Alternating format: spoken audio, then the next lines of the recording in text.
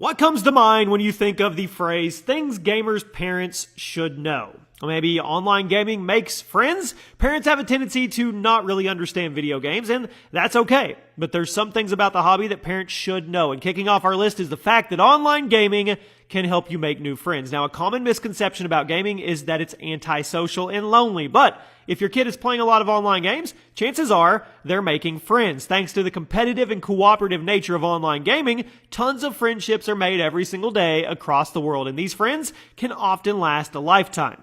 How about that you can't pause an online game? You heard me right. One of the most frustrating things a parent can ever say to a kid is pause the game. A game that can't be paused. Online games are not based off one person's experience. It's a whole bunch of people all playing the same game at once. So naturally, it would be pretty busted if anybody could just pause it whenever they wanted. Imagine if you're playing a game of Call of Duty multiplayer and you can pause it for everybody. You can't pause an online game. Just give them a minute to find a good place to hide while they talk to you or finish the match. Games don't cause violence. Do not listen to the media trying to push this decades-old narrative that video games cause real-world violence. There is no actual evidence to support this, and the studies and evidence that the media does point to in an attempt to back themselves up as heavily skewed and usually completely nonsensical. If games really did cause violence, there would be a lot more violence because there are a crap ton of people playing games like GTA and Mortal Kombat every single day who are the nicest people you will ever meet in real life. Gamer rage is normal. Now, while we're on the subject, let's talk about rage. Due to the games or gaming being a very competitive environment with often extravagant situations like battle royales or massive wars that you partake in, it can lead to a lot of reactions from a player. It's human nature to get upset when you fail at something you care about, especially if it involves competition with other people. Just think of all the fights that have broken out in real life sports. Obviously, if your kid is getting over the top with their rage, have a talk with them. Take them away from it for a little while. But gamer rage is normal, and it's harmless in the long run. It's just how we get our frustrations out. You don't have to totally understand. A lot of parents want to understand every little bit of what their kids are doing, but let me clue you guys in on something. You don't have to totally get it. You just have to be accepting. While your kid will love it if you're a gamer too and you play with them, that's not the only option for you to have a good relationship with the hobby. Kids just want you to accept that it's their hobby and let them enjoy it. You don't have to totally understand every single game they play and what the objectives are and how it's played. Some things just don't interest everybody, and if you're not totally interested in gaming, you don't have to try to fake it for your kid. They'll know you're faking it. Gaming isn't going anywhere. A lot of older people seem to think that gaming is a fad and that their kids' interest in it is just going to fizzle out with time.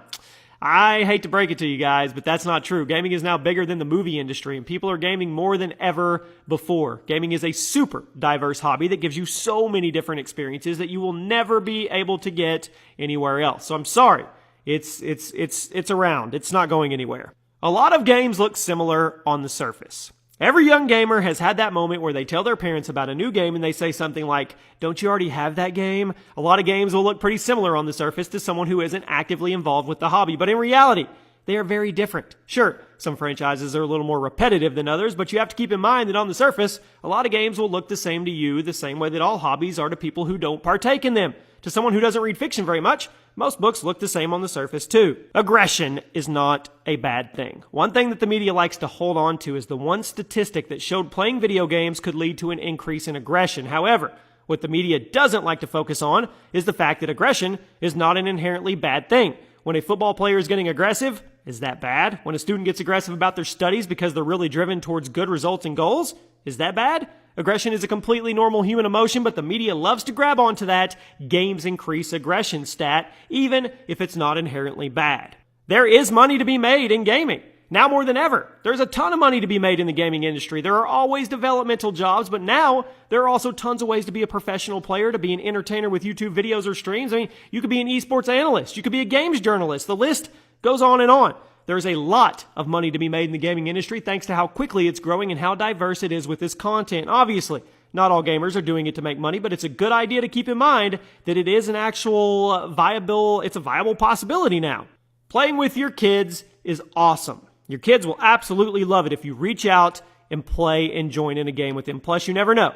You may end up enjoying it yourself. Gaming is a great uniter of people, and it's an amazing hobby that millions of people share with each other every single day through multiplayer games and discussions online about everything. Stories, gameplay elements, and a lot more. If you feel you want to understand it more, just ask to join in. You never know. You may actually end up being a gamer yourself. And there you have it. Those are 10 things that gamers' parents really need to know. If you guys found this informative, make sure to share it around. My name is Chaos. This has been another episode of Gaming Facts by Gameology, and I'll see you soon.